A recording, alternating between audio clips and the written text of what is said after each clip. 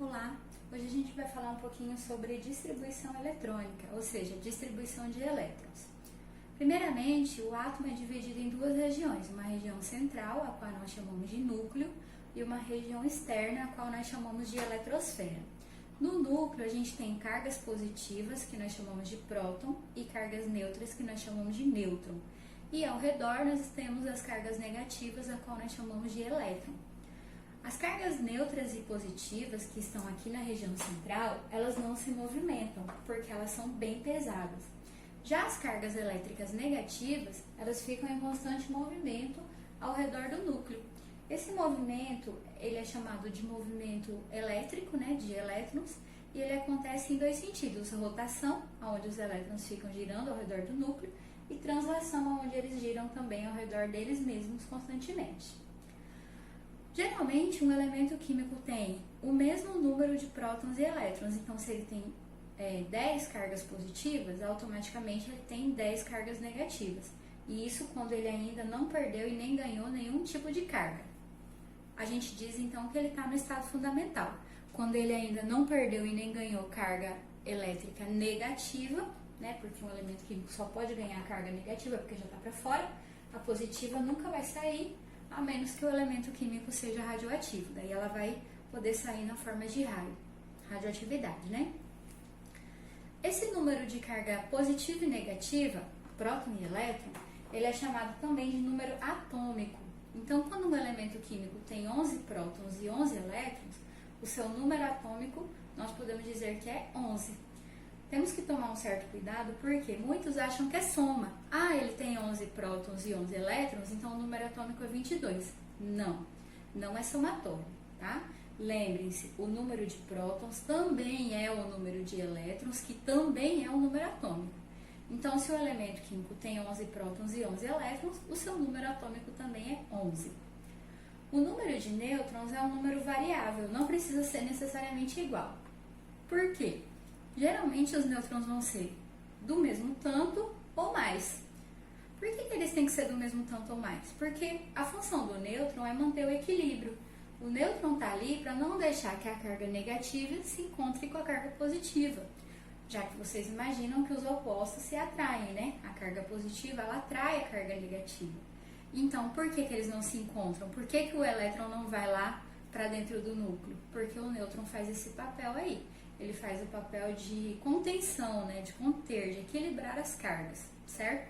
Então, a quantidade de nêutrons que um elemento químico tem sempre vai ser ou igual ou mais. Nesse caso desse elemento é mais. Ele vai ter 12 nêutrons, tá? Não precisa ser necessariamente a mesma, pode ser mais sim. Bom, como eu falei, os prótons e os nêutrons que estão lá dentro do núcleo, eles têm massa, os elétrons não, eles são levinhos, por isso que eles estão em constante movimento. Os prótons e os nêutrons, eles pesam.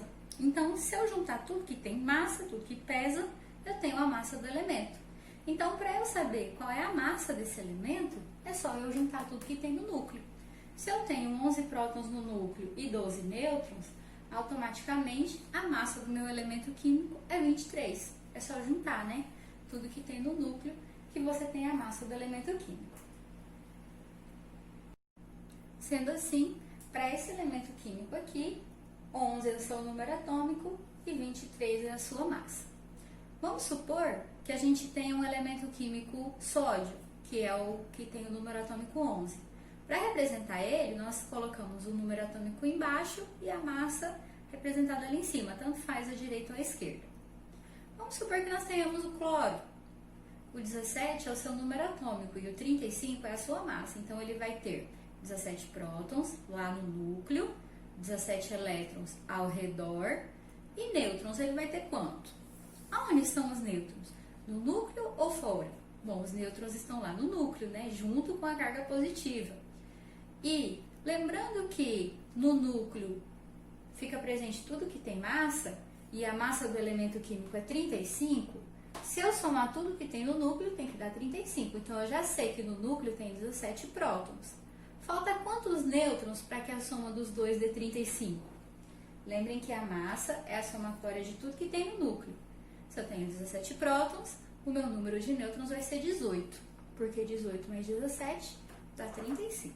Então, terei 18 nêutrons lá no núcleo. A eletrosfera de um átomo não é desorganizada assim, do jeito que eu desenhei aqui, eu só desenhei para representar. Ela é organizada no que nós chamamos de níveis ou camadas. E também, dentro de cada nível, a gente vai ter subníveis, que nós também vamos chamar de orbitais. Olha essa palavrinha, orbital. Lembra o quê? Lembra a órbita, né? Imaginem planetas descrevendo uma órbita ao redor do Sol. É o que acontece com o nosso sistema solar. Planeta Terra, Mercúrio, Vênus, Marte, Júpiter, Saturno vão descrevendo caminhos ao redor do Sol. Os elétrons fazem exatamente a mesma coisa. Os elétrons eles descrevem órbitas ao redor do núcleo de forma organizada para que eles não se choquem, não se encontrem, né? Então essas órbitas, essas camadas ou níveis, elas são um total de 7. Um átomo grande, o maior átomo, tem 7 camadas. Mas átomos pequenos, eles não vão ter 7 camadas, eles vão ter 1, 2. Então as camadas, elas vão aparecer no átomo de acordo com o número de elétrons que ele tem. Quanto mais elétrons ele tem, mais camadas ele tem que ter para guardar esses elétrons.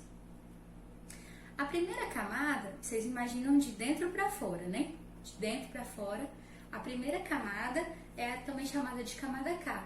Como o núcleo é bem pequenininho, a primeira camada também é bem pequenininha. Por quê? Porque ela é a que está mais próxima do núcleo.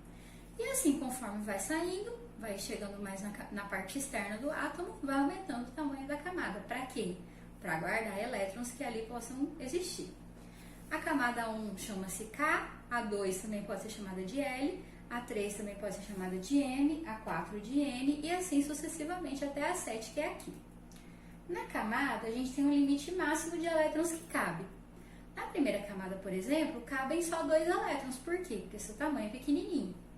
Aí, conforme vai aumentando o tamanho da camada, vai aumentando também a quantidade de elétrons que cabe ali. Mas, se vocês repararem, na primeira camada cabe 2, 8, 18, 32. Ao invés de aumentar o número de elétrons que cabe, ele se estabiliza e começa a diminuir. Por quê?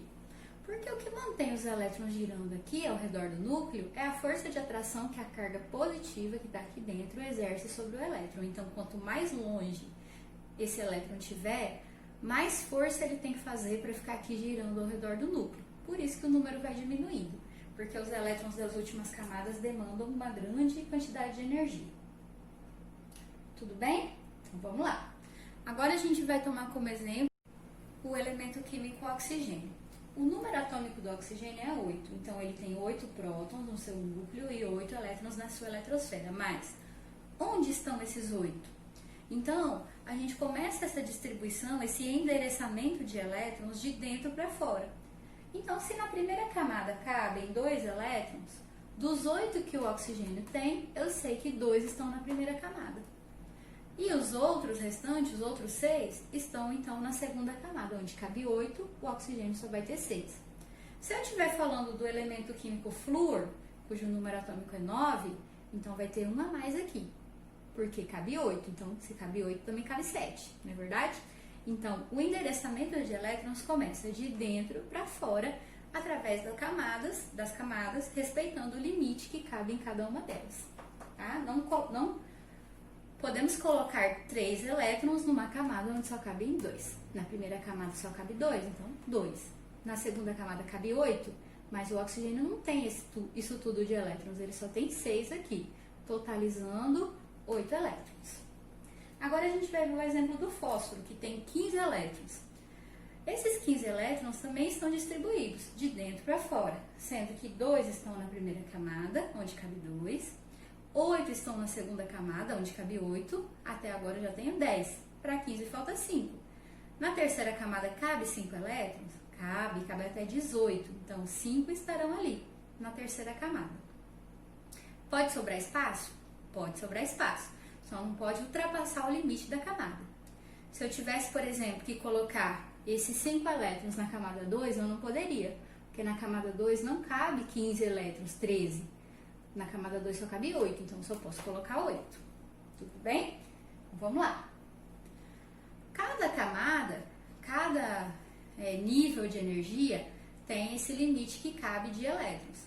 2, 8, 18, 32, 32, 18 e 8. Imaginem que na tabela periódica nós temos 7 períodos. Período 1, período 2, 3, 4, 5, 6 e 7. E esse lantanídeo e actinídeo, o lantanídeo está no período 6 e os actinídeos estão no período 7. Eles foram passados aqui para baixo só para dar aquela encurtada básica na tabela. Você imagine que o fósforo, como eu mostrei no slide anterior, vou voltar lá para vocês verem. Tem 3 camadas, olha só. Olha só em que período ele se encontra na tabela periódica. Primeiro, segundo, terceiro período lá na família 15. O número de camadas que um elemento químico tem indica pra gente em qual período ele se encontra. Então, se eu perguntar para vocês assim, o elemento químico bário, ele tem quantas camadas? Eu preciso pegar o número atômico do bário e fazer a distribuição? Não. É só olhar na tabela periódica e ver que ele está na 6ª linha da tabela, no 6º período. Então, automaticamente, ele tem 6 camadas. Ele tem 6 níveis de energia. Muito bem. Dentro de cada nível de energia, nós também temos lugares de maior probabilidade de a gente encontrar elétron. Nós vamos fazer a seguinte relação. Vamos imaginar que o nível de energia é a rua. Só que nessa rua, nós podemos ter diversos lugares de gente morando. Então, no mesmo nível de energia, eu posso ter diversas regiões onde eu posso encontrar elétron. Essa região nós chamamos de orbital. E também podemos chamar essa região de subnível. O que é um subnível ou um orbital? É a região de maior probabilidade de encontrar elétron. Nós podemos dizer então que o subnível ou orbital é a casinha dos elétrons.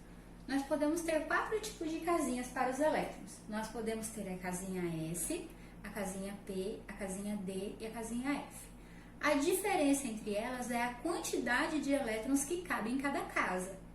Na casinha S, por exemplo, é uma casinha bem apertadinha, um apartamento onde cabe 2 elétrons.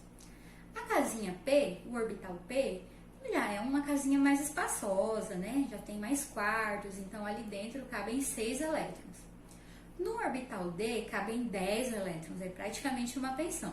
E no orbital F cabem 14 elétrons. Então, o que diferencia cada orbital é o tamanho de a quantidade de elétrons, o tamanho do orbital e a quantidade de elétrons que cabe dentro. Então, vou mostrar um exemplo para vocês. No orbital S cabem 2 elétrons, certo? Que é o limite máximo da camada K. Então, essa rua só tem aquela casa. Ou seja, a primeira camada só tem o orbital S, porque nesse orbital cabem 2 elétrons, certo? A casinha, ali eu tenho 2 risquinhos azuis, que são os elétrons que cabem ali.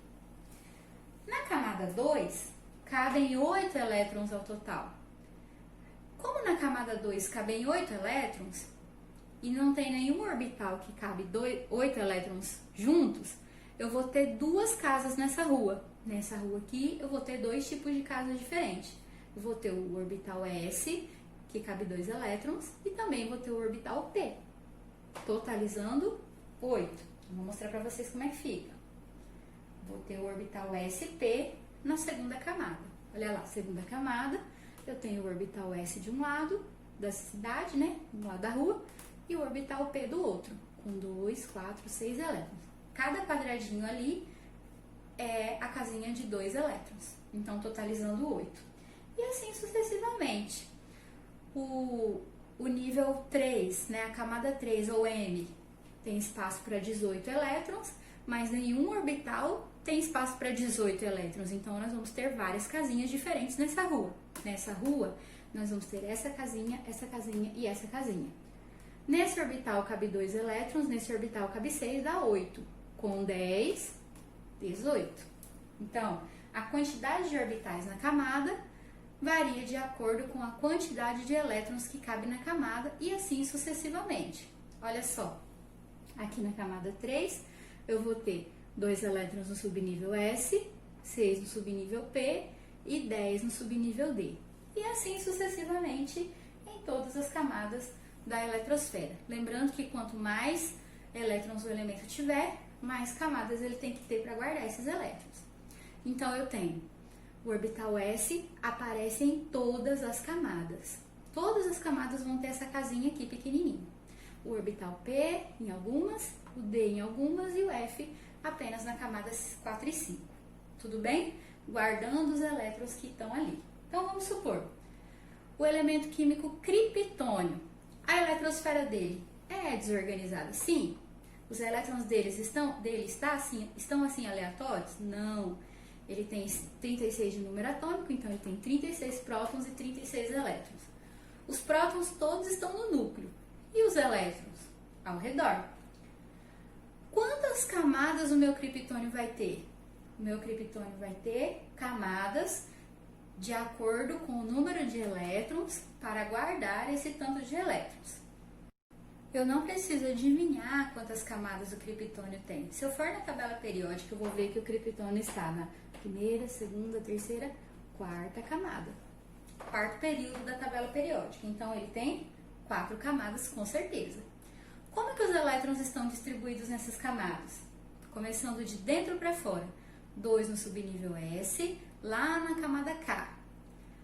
Na camada K só cabe 2, então eles estão lá no subnível S. 2 no subnível S também. O subnível S é o menor que existe, então ele é o mais fácil de ser preenchido. Ele é o primeiro a ser preenchido. 2 no subnível S, aqui na segunda camada. Também tem essa casinha. 6 no subnível P, aqui ainda na segunda camada. Na segunda camada cabe 8. 2 estão aqui em cima, 6 estão aqui embaixo. Na terceira camada cabe 18. 2 estão aqui em cima, 6 estão aqui embaixo e 10 estão do lado. S, P e D são os orbitais. E na quarta camada, o criptônio vai ter 2 elétrons no subnível S e 6 no subnível P. Totalizando, 2, 4, com 6, 10, 12, com 6, 18, com 10, 28, 29, 30, 31, 32, 33, 34, 36. Então, ele tem 36 elétrons, cada um na sua casinha, cada um no seu orbital, cada um no seu nível de energia. Então, quando nós fazemos a distribuição eletrônica, é isso que nós fazemos. Colocamos exatamente em qual nível, em qual subnível o elemento químico tem seus elétrons. Como isso aqui é um pouquinho complicado de fazer, teve um carinha que mora logo ali. Ah, sim, antes de falar do Linus Pauling, e se eu, ao invés de estar falando do criptônio, cujo número atômico é 36, eu estivesse falando do bromo, cujo número atômico é 35, lá na última camada, no último subnível, orbital P, ao invés de ter 5 elétrons, ter 6 elétrons, eu teria 5. Então, eu diminuiria 1. E se eu estivesse falando do outro elemento, cujo número atômico é 34, selênio, como que ficaria isso? Mesma coisa, só que aqui em vez de ter 5, teria 4. E assim sucessivamente, até o final. Como isso aqui é um pouco complicado de fazer, o Linus Pauling nos ajudou a descobrir qual é a ordem exata de cada elétron lá na eletrosfera. Lembrando que a última camada, a camada mais longe do núcleo, também recebe o nome de camada de valência. O Linus Pauling fez pra gente esse diagrama de Pauling, onde ele colocou todos os níveis e todos os subníveis, e ele observou que essa distribuição eletrônica não é uma distribuição eletrônica linear. Por que ele observou isso? Ele observou que sempre o subnível S, onde cabe menos elétrons, é mais fácil de ser preenchido. Perdão. O subnível S, por ser menorzinho, às vezes ele é preenchido primeiro, mesmo que numa camada mais externa. Esse diagrama de Pauling aqui, colocado de uma maneira sequencial, ele fica assim. Então, o que a gente vê na tela?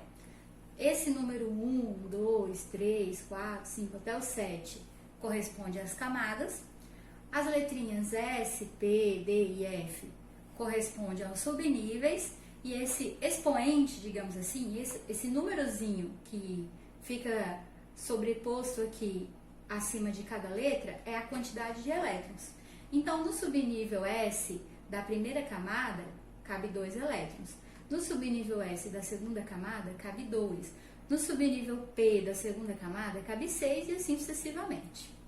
Observem que no diagrama de energia de Linus Pauling, ele coloca aqui o subnível S da quarta camada é mais fácil de ser preenchido do que o D da terceira. Ele coloca os elétrons em ordem crescente de energia, do menor para o maior, ou seja, qual é o subnível mais fácil de colocar elétron? O subnível S da primeira camada. Por quê? Porque está mais perto do núcleo. São elétrons que precisam de menos energia para ficar ali girando pela atração que o próton exerce sobre ele. Então, o diagrama de Pauling traz para a gente uma sequência que não é linear. A sequência de Pauling começa assim, um S2, S2, SP6, camada 1, camada 2. Daí, quando ele vai colocar elétrons na camada 3, ele coloca no subnível S, P primeiro, depois ele coloca 2 elétrons na camada mais externa, na camada 4, depois que ele volta para preencher o subnível D na terceira camada. Por quê? O que o Pauling falava? Subníveis menores, que cabe menos elétrons, são mais fáceis de ser preenchidos, mesmo que o elétron seja mais externo. Dá muito trabalho colocar 10 elétrons no subnível. Então, 2 elétrons já pulam para a camada mais externa para preencher o subnível S. É o que você vê aqui. E isso você vai ver em outras situações. Por exemplo, aqui, depois da camada 4, você já tem a camada 5. Depois você volta para a camada 4. Por quê? Porque é mais fácil preencher o subnível S na camada 5, que é pequenininho, do que o D da camada 4, que é grande. E assim sucessivamente. Então, como fica isso na prática? Vamos supor, para o elemento químico alumínio, que tem 13 de número atômico. Então, ele tem 13 prótons no núcleo e 13 elétrons na eletrosfera. O que a gente faz?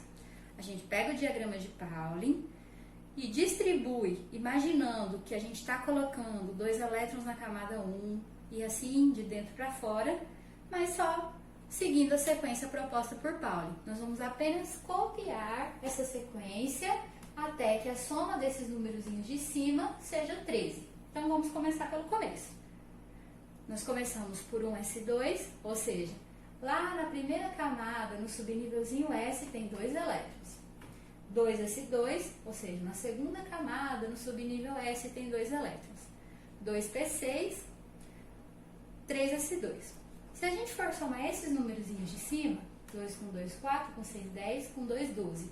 Nós já dissemos o endereço completo de 12 elétrons, mas o alumínio tem 13, então está faltando 1. Aqui na sequência eu já coloquei isso, isso, isso e aquilo lá. O que vem depois é 3P6, mas só está faltando um elétron para eu dizer o endereço. Então eu não preciso colocar 3P6, eu vou colocar 3P1, porque só está faltando um elétron para dizer onde está. Então, seguindo a minha sequência, já que eu coloquei a sequência igual até aqui, só que ao invés de colocar o número 6 aqui, eu vou colocar o número 1. Porque daí a soma desses númerozinhos de cima será equivalente ao número de elétrons que o elemento tem. Veja o que acontece com o ferro. O ferro tem número atômico 26. Aí o professor pede assim, faça a distribuição eletrônica para o ferro. Você na sua cabeça vai imaginando os elétrons distribuídos da primeira camada e vai, camada 2, camada 3, ao redor, girando ao redor do núcleo. Na prática, né, lá na sua atividade, você vai pegar o seu diagrama de Pauling e vai fazer a distribuição eletrônica na ordem de energia que ele propôs, começando pelo começo para terminar pelo final, claro. Então, começando pelo 1s2. Toda a distribuição eletrônica começa assim. 1s2, depois vem o 2s2, depois vem o 2p6, 3s2, 3p6, 4s2. Aqui você para fazer a contagem, para ver se já deu um número maior que 26. Então, vamos lá. 2 com 2, 4, com 6, 10, 12, 18, 20. Para 26, falta 6. Só que na nossa sequência vem o 3 e 10. Se eu colocar o 10 lá em cima, da letrinha D, vai passar de 26. Por quê? Porque se eu já tenho 20, para 26 só falta 6. Pode colocar menos, professor? Pode. Só não pode colocar a mais, tá bom? Então, no lugar do número 10 aqui em cima, você vai colocar o número 6, para fechar 26 elétrons. É assim que faz a distribuição eletrônica. Tudo bem? Para o elemento químico rubídio, cujo número atômico é 37, vejam só como é que fica a distribuição. Segue a sequência todinha. Uma dica: toda vez que você chega em 3D10, você chegou em 30. 30 é o quê? 3 de 10, né? Então, 1s2, 2s2, 2p6, 3s2, 6p6, 4s2, 3d10. Igualzinho aqui, ó. Aqui tá aqui, aqui tá aqui, aqui tá aqui, esse tá aqui em cima, esse tá na sequência, na sequência, na sequência. Aqui deu 30. 2 mais 2, 4, com 6, 10, 12, 18, 20 e 30. Para 37, tá faltando 7. Só que o que vem na sequência aqui depois de 3d10? Vem 4p6. Posso colocar 4p7? Não posso. Não posso colocar números a mais do que cabe no subnível. Eu tenho que colocar 4p6. E como para 7 ainda está faltando 1, o próximo que eu vou colocar é o 5s1. E assim eu fecho a distribuição eletrônica do rubídio. Eu espero que vocês tenham entendido. E para esse vídeo é só. Valeu!